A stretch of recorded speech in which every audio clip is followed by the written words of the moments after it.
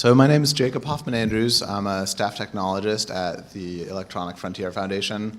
If you're at the Ask the EFF panel, Parker was saying, we like to solve problems by suing. We also like to solve problems by writing code and writing blog posts. And that's what I do as a technologist.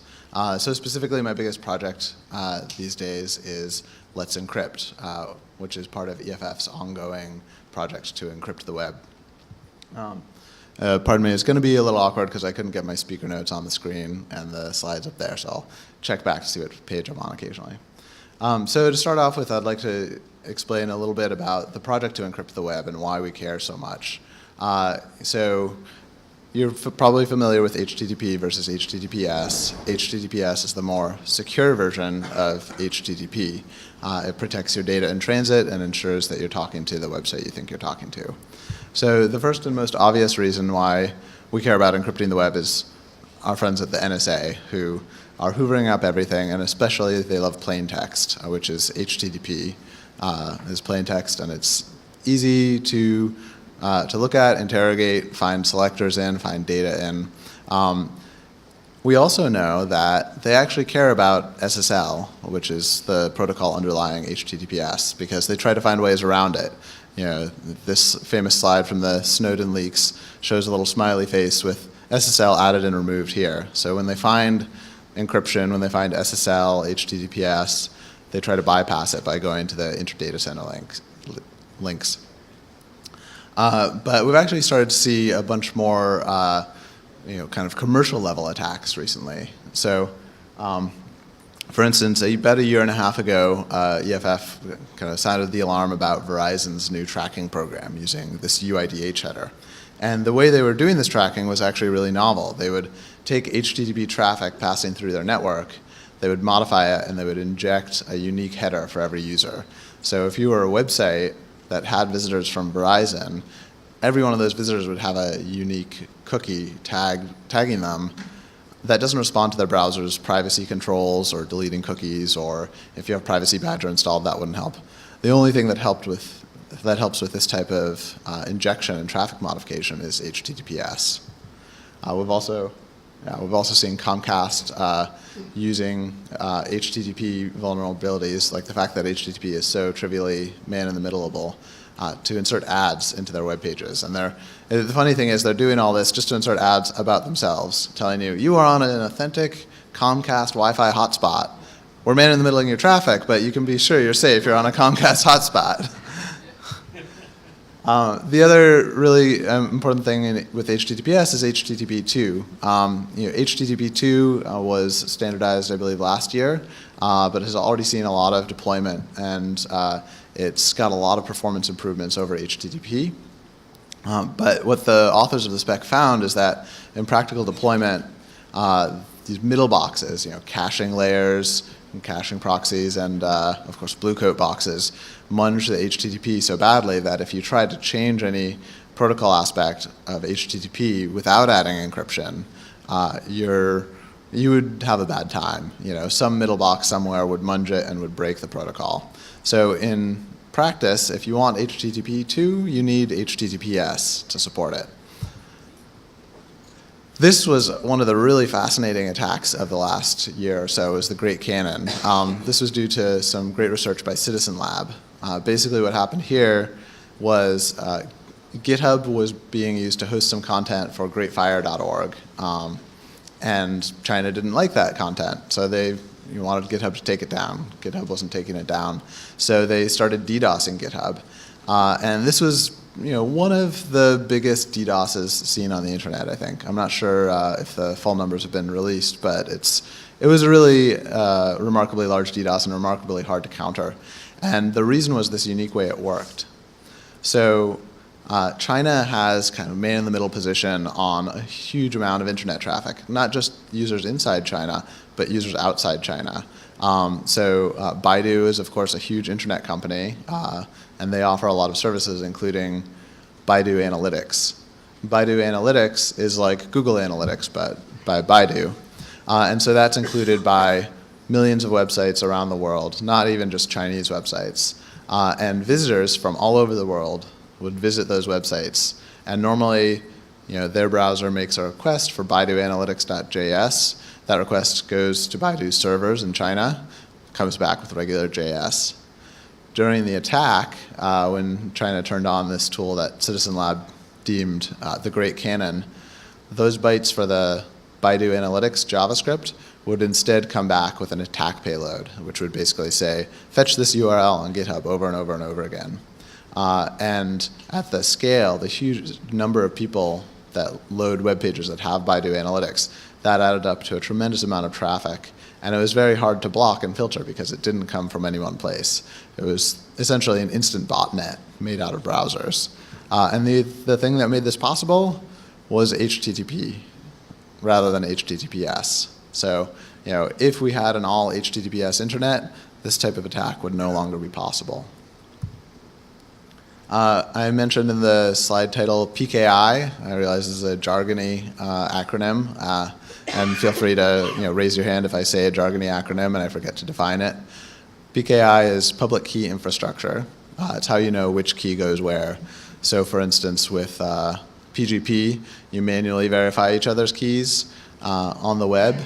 We have some help from the web PKI, which is composed of CAs, or certificate authorities. So there's a problem with CAs, which is there's too many of them and they're too big. They're too decentralized and they're too centralized. So this is a graph from the Berkeley ICSI's scan and evaluation of the CA ecosystem.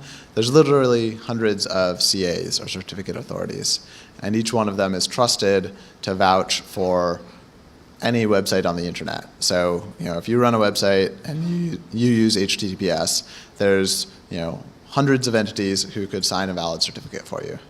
Now, they're supposed to follow correct procedures to ensure that they only sign certificates for the right entities, but those can fail. There have been a number of examples of CA failures over the last few years. And that brings us to the other problem, which is if you see some of the largest circles here, Rapid SSL, GeoTrust, I don't see Semantic on there, but they're definitely somewhere in that graph, and they're big. If one of those biggest CAs fails and they misissue a cert, you might say, well, forget them. I don't want to trust them anymore. But you can't, because say for Semantic, some 30% of the websites on the internet are signed by their certs. So if you turn them off, you would break the internet for yourself. More importantly, the browsers can't turn them off either, because they would break a huge portion of the internet for their users. And this is sort of an open, unsolved problem. There are a few alternatives people have worked on, especially in the hacker community. DANE, which is DNSSEC something named entities. I forget. DNSSEC authentication for named entities, I believe. This is a protocol based on DNSSEC that allows DNSSEC to deliver the trusted keys for a given website through the DNS system, and it's hierarchically rooted in the trust you have in the root zone. But that's not actually seeing any deployment in browsers yet today, so it's not yet a practical alternative.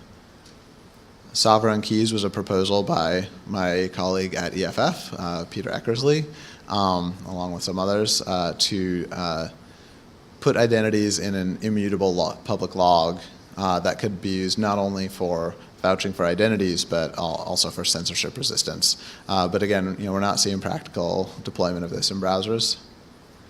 Convergence was a proposal by Moxie Marlinspike to use a concept of notaries. So you would have multiple vantage points across the internet that could reach out to the site you're trying to visit, tell you what key it should have. Not available in browsers today. TAC was a proposal to use the certificate authority ecosystem to bootstrap trust in your site, and then from there you would essentially use self-signing. You kind of take care of your own key. This is similar to what is available now, which is called key pinning. So this is a bit of a way to say, I want to trust the CA system minimally, but not available in browsers. And DNS chain is a blockchain, Bitcoin-based approach to naming and delivering keys. And again, it hasn't seen any practical deployment. Or I should say, it hasn't seen large-scale browser-based deployment. So what are we left with if we want HTTPS for the whole internet? We're going to make another CA. They say you don't go to war with the army you want, you go with the one you have. You don't encrypt the internet with the with the PKI you want. You encrypt the internet with the PKI you have. So this was a big project. EFF came together with Mozilla and the University of Michigan and sponsors Cisco and Akamai to create the Internet Security Research Group. So ISRG is an independent nonprofit from each of these entities and runs Let's Encrypt and owns its roots and keys. And ISRG has a small staff. It also gets through volunteer labor from EFF employees and Mozilla employees like myself and some of my colleagues. So the big question when you want to start a CA is, how do you get trusted? How do you become one of those hundreds of CAs I showed you in the previous slide?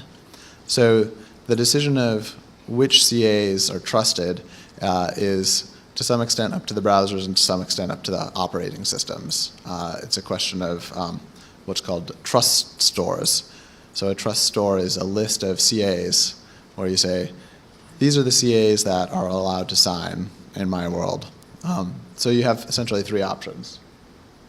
You can buy a root from somebody else who's already in one of the trust stores, and this happens all the time in industry. And there's pluses and minuses to it. You could say trust isn't necessarily transitive across purchases, although there is an auditing layer to prevent terrible malfeasance in theory. Another alternative is you can pursue something called a cross-signature, which is where another CA in that graph of CAs signs your root or signs your intermediate certificate and essentially delegates that power and says, this entity, ISRG, is trusted to issue certs. And thirdly, you can actually just start from scratch. You can roll your own key, make sure you store it in an HSM, apply to the browser and OS root programs, and 6 months to a year later, the very newest browsers will trust your cert. But we wanted to be trusted by a really wide variety of browsers and other programs right out the door so that people could start encrypting right away. So we wound up going with this approach. We're cross-signed by another CA called IdenTrust, who's also one of our sponsors. So, I said, well, we've got this kind of broken ecosystem, and we're participating in it anyhow because we think the win is bigger than the loss. But we are doing some things within that ecosystem to try and improve it. The first is CAA, Certificate Authority Authorization. This is a DNS specification, so it's a newish DNS record type in the last few years where you can request a CAA, Certificate Authority Authorization record, for a given domain, and that says, this is the list of CAs that I want to allow to issue for my domain. So maybe you don't trust, some CA, you can say, okay, only these three, or say only Let's Encrypt, or none at all, I don't want any TLS certificates, go away. Let's Encrypt is actually the first to implement the CAA spec for issuance. Oh, no, okay, correction, we have a correction. Komodo did, we invented it. All right, sorry about that, yes. Is that Rob in front? Yeah, hey, so we have Rob Stradling from Komodo in front, and he corrected my... Oh, sorry, Phil. So Komodo actually invented CAA, and is Komodo enforcing CAA for issuances? Oh, that's operations. Okay, that's operations. So anyways, we consider CAA implementation one of our important security fixes. We also implement certificate transparency. Certificate transparency is an attempt to improve the trust of the CAA ecosystem by ensuring that every certificate issued is logged publicly and can be analyzed by the public and by browsers. And so when there's a mistake, when there's a misissuance, we can catch it right away and take the appropriate measures. So Let's Encrypt from day one has been logging voluntarily every certificate we issue to CT. And we plan to take further steps to ensure that the CT proofs are included with either OCSP responses or in the certificates we issue. So sometime in the future, the goal of the CT project is to enforce that every certificate trusted by a browser is present in a CT log. Serial number entropy. So the CA ecosystem recently went through a transition from the SHA-1 hash to the SHA-2 hash. And the reason for that is SHA-1 is no longer considered strong enough. It's too easy to produce collisions on SHA-1. And if you can produce a collision in the hash used by a certificate, you get to mint your own certificates. And we saw this before with the MD5 hash. We migrated from MD5 to SHA-1 many years ago. And while MD5 was on its last legs, a group of researchers actually produced a live collision and minted their own fake CA certs using this collision. So as a response to that, the CA sort of self-regulating organization called the CA Browser Forum added language saying serial numbers should include 20 bits of entropy, which was a great step, and I think most CAs in practice do that now, but there's still this bug in that this critical security feature, entropy in the serial number, isn't required. So one of the nice things about being a CA, we get to participate in the CA Browser Forum. So we recently helped push through a requirement for serial number entropy at a 64-bit level. So now that's a must rather than a should. One of the long-standing problems with certificates in general is, they say revocation doesn't work. Revocation doesn't work because the method we use to deliver revocation information, OCSP, is not inherently reliable. It fails some percentage of the time that's unacceptable to end users.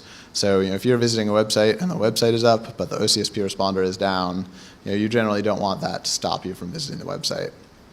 So what that means in practice is that if a browser fails to get revocation information via OCSP, if it gets a timeout or is blocked in some way, it'll fail open. It'll say, you know what, it's probably not revoked, I'm not going to worry about it.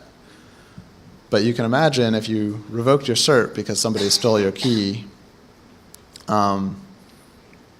that the attacker using that stolen key with a network position on their victim would just block the OCSP response. So, OCSP in practice as deployed by browsers is this tool that sort of fails when you need it most.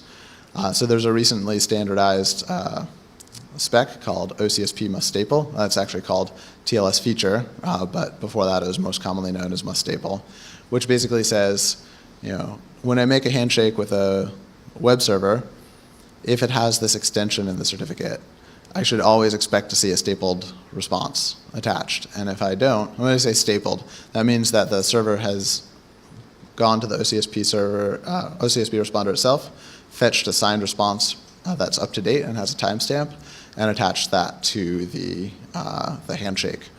So this actually makes revocation work if you turn it on. And Let's Encrypt deployed it pretty early on. I think, again, Komodo actually beat us to the punch on that.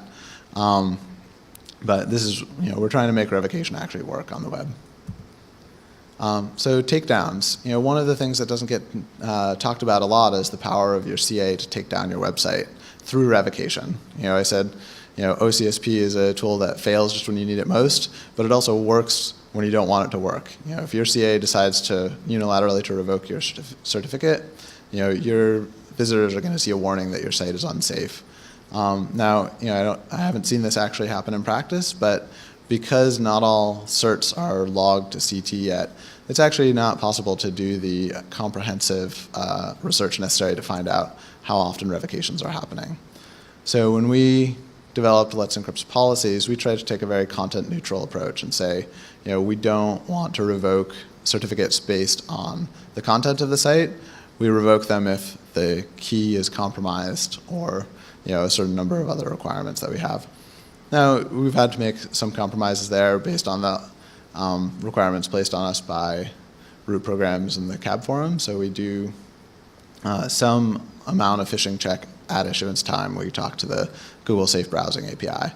But we try to keep those as minimal as possible to avoid the temptation to do content-based takedowns of sites, which I think is going to become a bigger issue as HTTPS deploys further.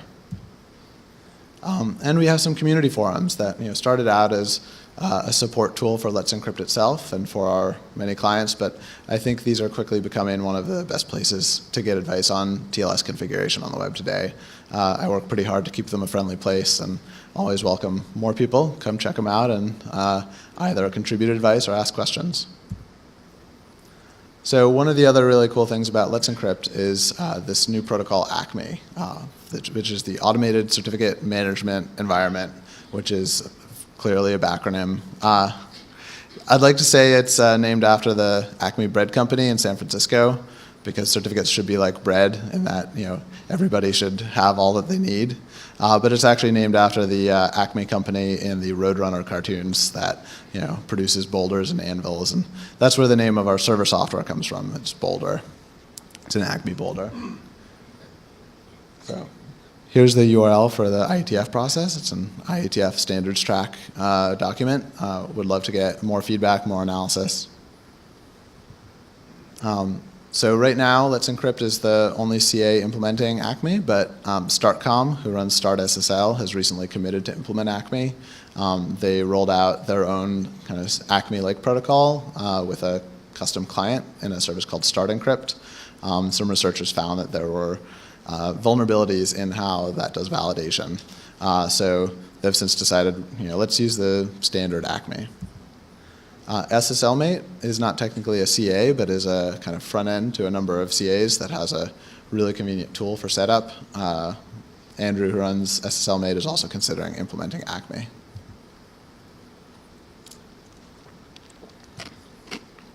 One of the valuable things about Acme relative to previous protocols that try to do the same thing is that it covers both validation and issuance. So Acme includes not only instructions on how to ask a CA for a cert, but how to prove to that CA that you own the domain for the cert, that you own the domain that's listed in the cert that you're asking for. And I said we have Boulder implemented. We also have probably dozens of clients for Let's Encrypt that speak the Acme protocol. And the idea here is that once we have broader deployment in the ecosystem, you can have one client that could potentially interoperate with a number of CAs. And hopefully that will reduce the too big to fail problem by lowering switching costs and making it easier for people to choose a CA that meets their policy goals and meets their cost goals. We're free. So this is our server software, Boulder. It's written in Go. You can visit our code on GitHub, take a look, do a security audit if you want. We have paid for a professional security audit, and we're about to go through our second one, and we've also gotten a volunteer one from the community. We're always interested in making this more secure. CAs are a core part of internet security, and we do our best to make sure we live up to that very high standard. So Serpent is the first Acme client developed. It was developed at EFF. And Serpent's goal is not only to solve the issuance problem, but to solve what we saw as perhaps the even bigger kind of skills gap, which is that if you wanted to buy a certificate, the cost is one thing. It's $15. It's not that bad if you're based in the U.S. It's pretty bad if you have a bad exchange rate on the dollar. But even beyond the monetary cost is the time and skills cost. Most people just don't know how to start getting a certificate. You have to create a CSR, certificate signing request. You have to upload it to the CA. You have to follow their instructions to prove you own the domain. You have to download the certificate, and you have to install it. You have to remember to install the certificate chain, which is a common mistake, and your site won't work properly without it. There's a number of mistakes you can make. Even professional sysadmins sometimes take hours to set up a cert or renew it. So we wanted a tool that could handle all that for you. It does the proof, it gets the cert, it installs it, and suddenly you have HTTPS. And Serpent does this. It has auto-configuration for Apache. We're working right now on adding Nginx support, so if you use Nginx, it can do that automatic install thing.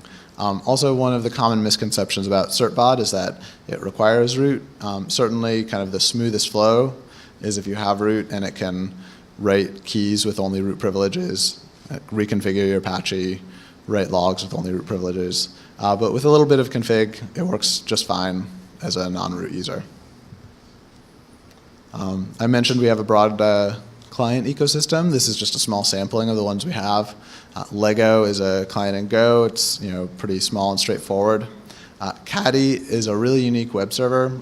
It acts either as a file-based web server or as a reverse proxy, and it just handles the Let's Encrypt certificate issuance for you. So you can stand up a Caddy server, tell it what your host name is, and you have HTTPS. You don't even need a separate client. Acme Tiny is designed as a small Python client that doesn't have many dependencies, and Acme Sharp is your option for Windows. I haven't tried Acme Sharp out, but try it out. Let me know what you think. And if you don't like the idea of installing any extra software on your web server, if you're familiar with the existing certificate issuance process and you just want to do that again, you can visit gethttpsforfree.com. This is a third-party piece of software that uses the Acme API and allows you to submit a CSR, certificate signing request, and gives you instructions to put a certain file on your website and do that whole thing without any software install. So it takes more time, but it's kind of zero touch in terms of installing any software on your servers. Let's Encrypt has limited resources. We try to make them stretch as far as possible and make sure that everybody gets the certificates they need.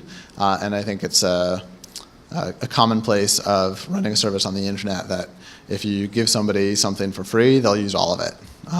So we have some basic rate limits in place to ensure fair distribution of certificates to everyone who needs them. We do it based on the registered domain, which is, say you have example.com, it would be, www.example.com. The example.com part is the registered domain, and that takes into account, other TLDs like .co.uk.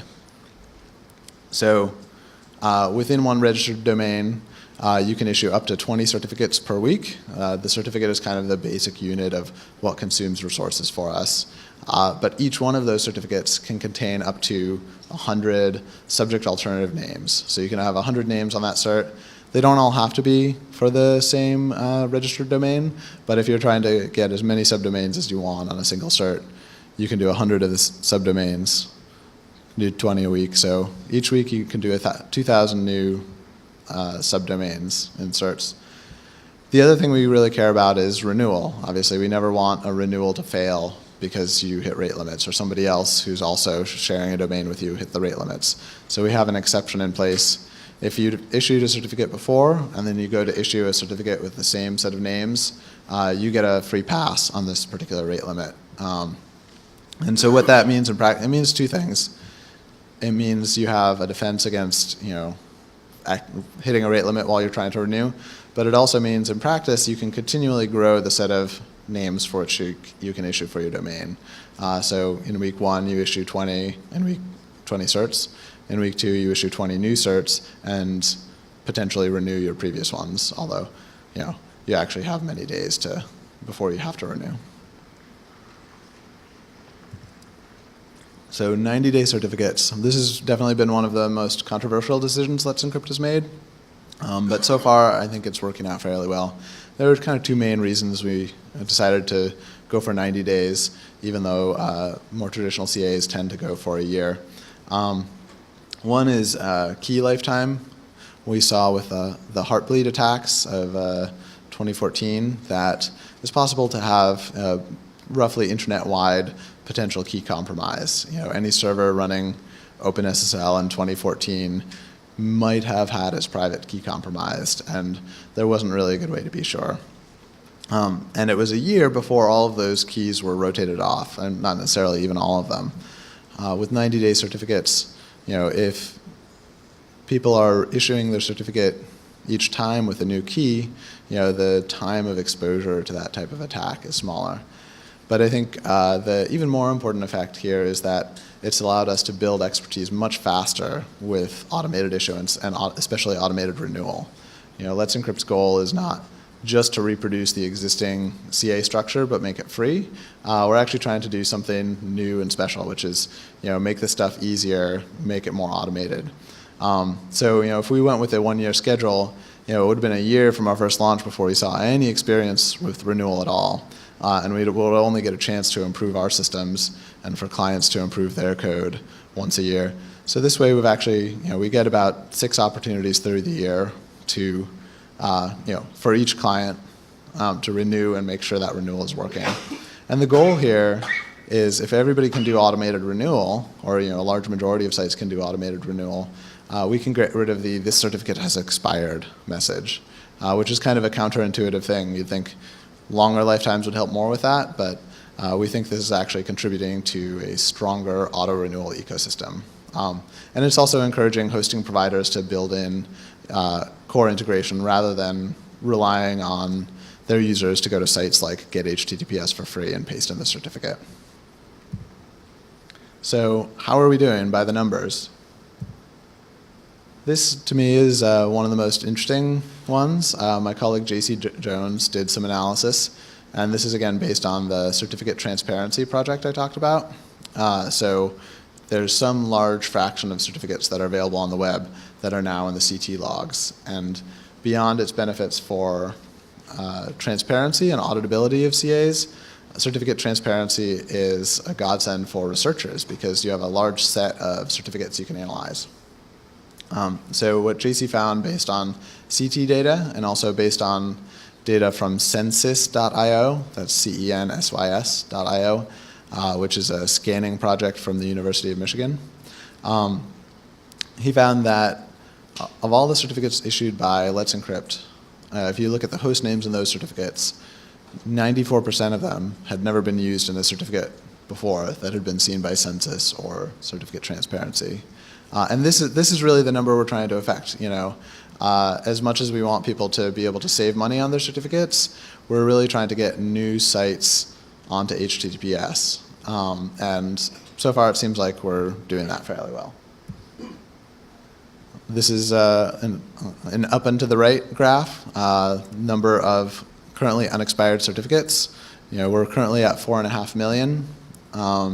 You can see in the graph here there's a pretty sharp spike upwards. I believe that's when WordPress.com turned on automatic integration of Let's Encrypt certs and issued for a million host names, all in over the course of a week or so.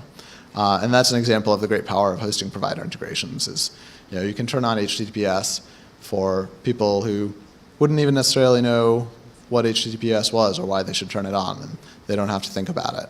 That's the level of easy encryption we really want to get to.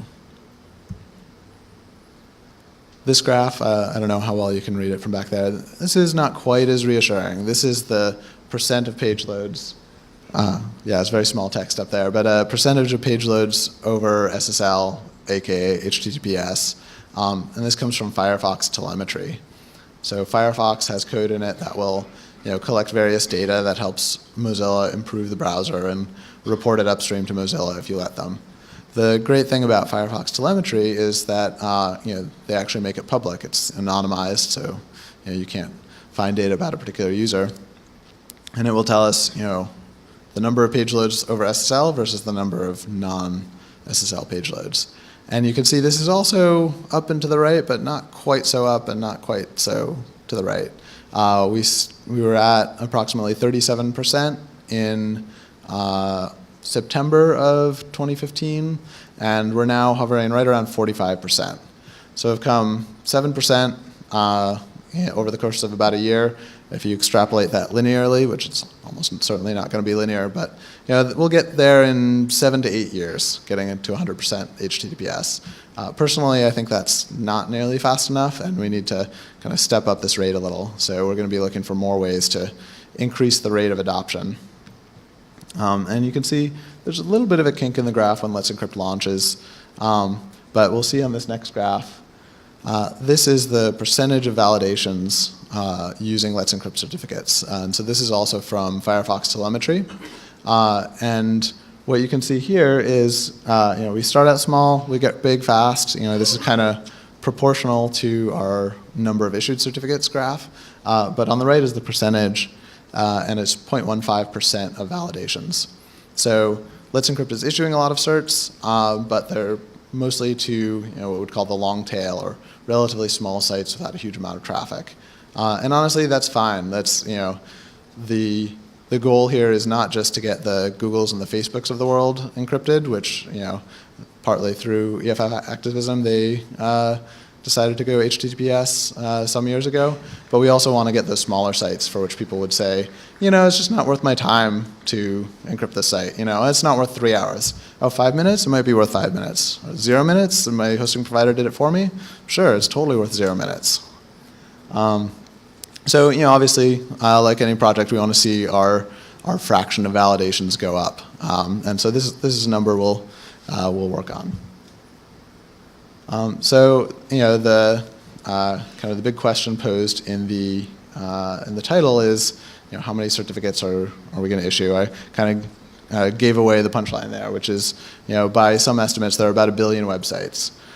So, if you look at the number of certs Let's Encrypt has issued today, we're at about 4.5 million. There's some, tens of millions of other certs from other CAs existing in the logs. But that's about 2 orders of magnitude smaller than where we need to be. So we really need to, accelerate and amplify the rate of certificate issuance and the rate of getting sites to start using HTTPS. This, by the way, is from internetlivestats.com. So what do we need to get there?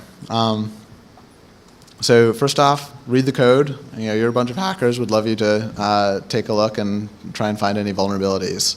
Like I said, we pay for professional scans, but we are very welcoming to community contributions. If you see, a minor non-critical bug, file a GitHub issue. If you see a security flaw, visit let'sencrypt.org, and we have our security contact on there, and we have a PGP key, so you can email us details. We also definitely love more contributions to the code. We've gotten some great participation on both the Boulder and Serpent repo from volunteer developers that have really made the product better. We always want more clients. I said we have dozens of clients. There's always room for more. Our attitude is let 1,000 flowers bloom and let people find the clients that are right for them. And I think we're definitely still in the early days of experimenting with how automated certificate issuance can make things better. Especially documentation improvements. I led a workshop yesterday morning and led some of you through the process of getting a certificate from Let's Encrypt, and definitely there's places where our docs are lacking or could be more user-focused or more to the point. We would love pull requests on our docs to any problem you've had. If you don't find the answer in the docs or you think it's in the wrong place, send us a pull request or a ticket.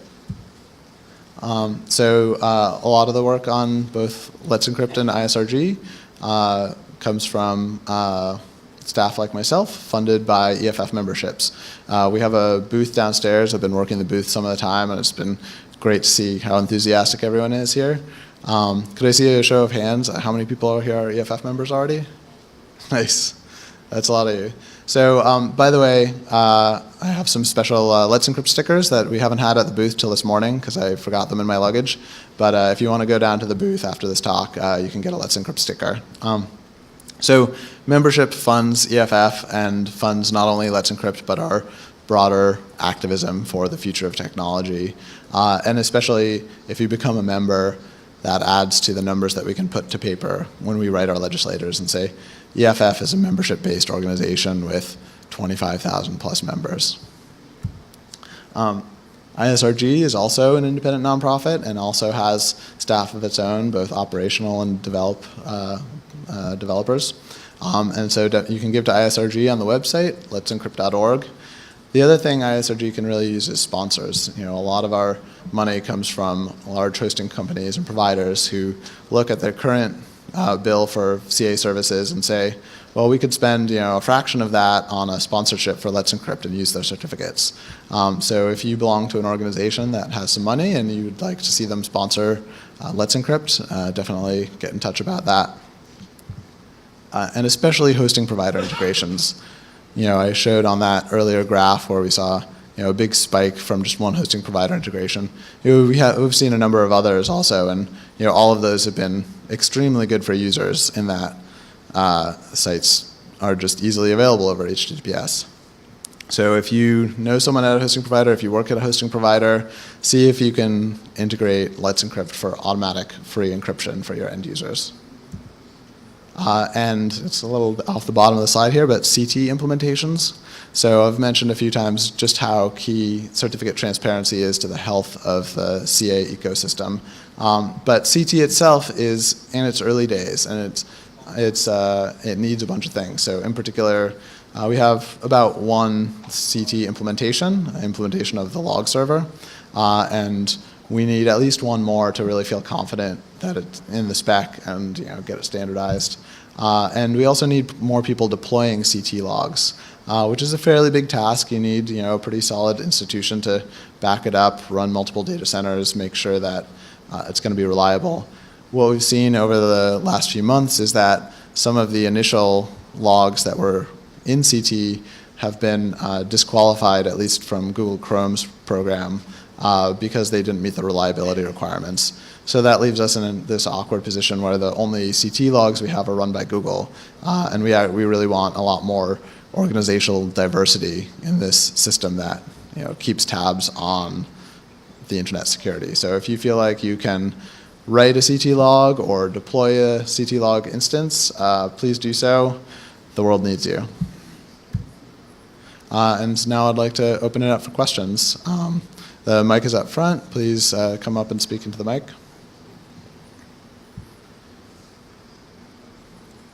How you doing? Thank you for your work. I think we all appreciate it. Thank you.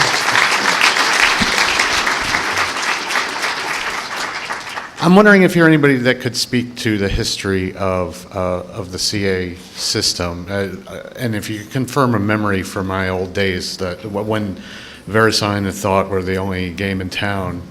I feel I have these memories of like you had to be listed in standards and poors just to get a certificate, and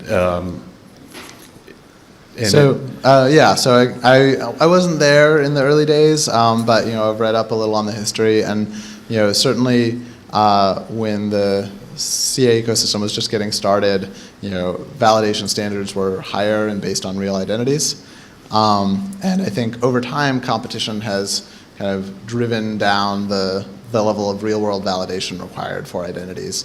But we've also seen an expansion in the use cases we want to type of sites we want to encrypt on the web, and so I think we do see a lot of division between people who feel like HTTPS certificates should reflect real identity and trustworthiness, like this is a company and they're at this address and they aren't scammers, versus people who see HTTPS as kind of a trusted introducer of domain names. So in other words, a certificate just says, for this domain name, this is the key, and that's all it says. It doesn't vouch for the identity or trustworthiness of the person behind that site.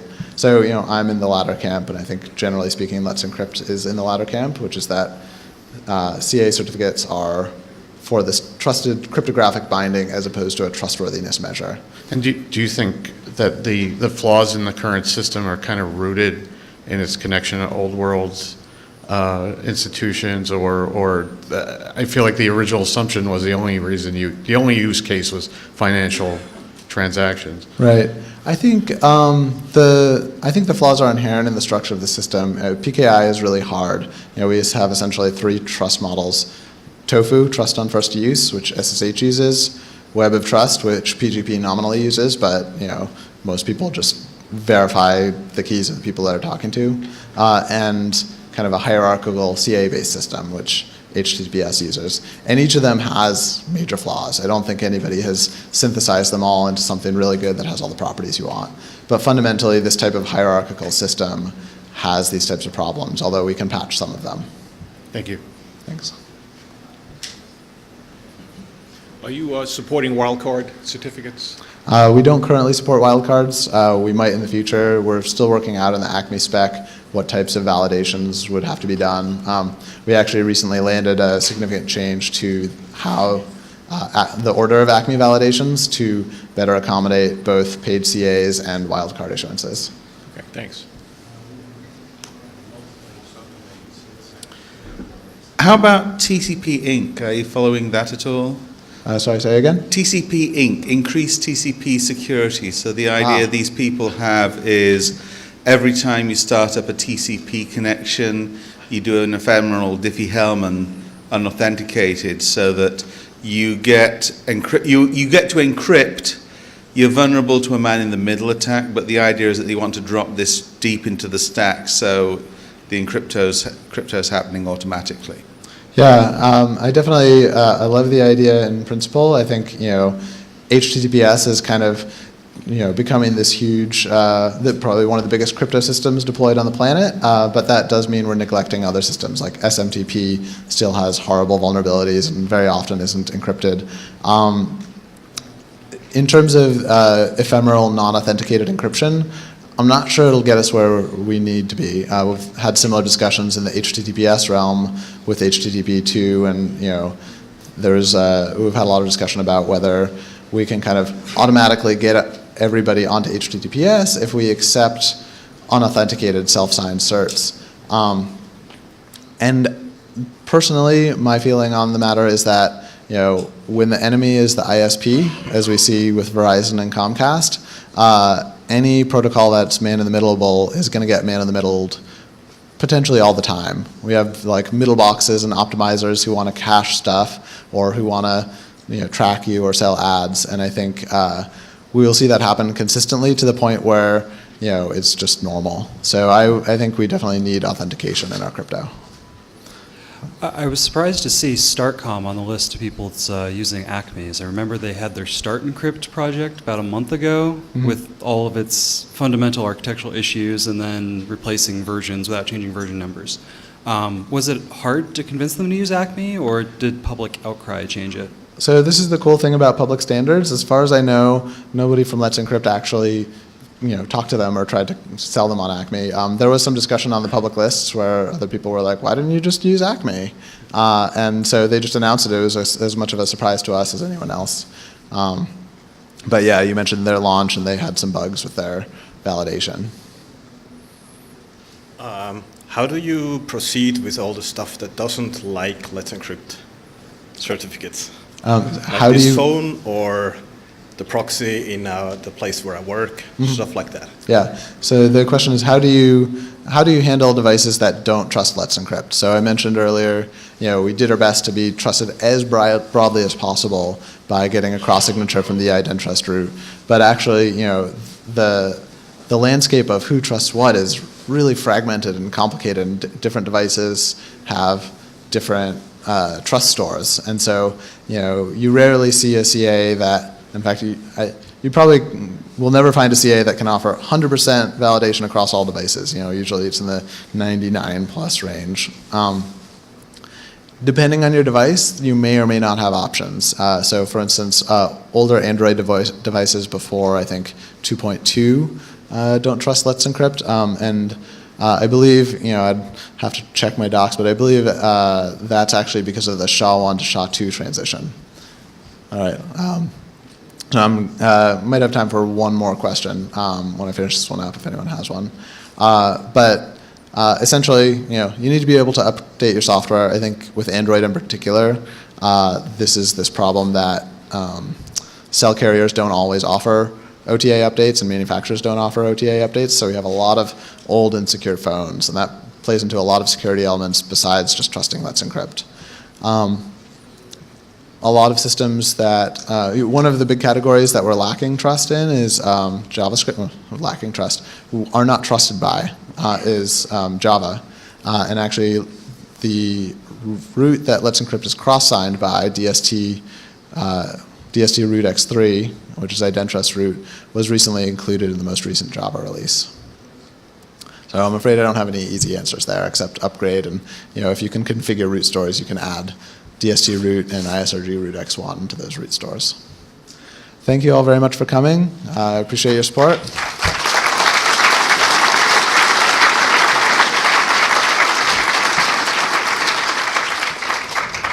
And come by the EFF booth on the vendor level.